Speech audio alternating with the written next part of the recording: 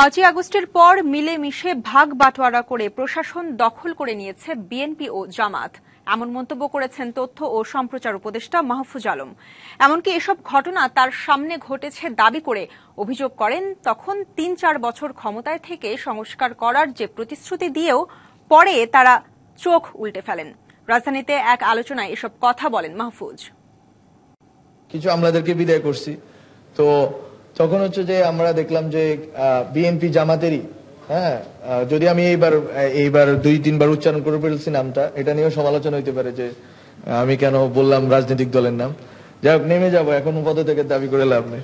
আমলাতন্ত্রের জায়গাতে যেটা হয়েছে যে অনেক বিএনপি মানে ওই দুই দলের লোকরাই বলছে যে একে সরায়েন না স্যার, মানে আওয়ামী লীগের লোক, কারণ এটা হচ্ছে অ্যাডমিনের লোক, অন্য কোনো ক্যাডার যাতে না আসতে পারে। ওখানে কিন্তু ওনারা আবার একমত অ্যাডমিন ক্যাডারের ক্ষেত্রে। তো আমার দেখা যে গত 1 বছরের বাংলাদেশ, আমার দেখা হচ্ছে গোষ্ঠী স্বার্থের বাংলাদেশ।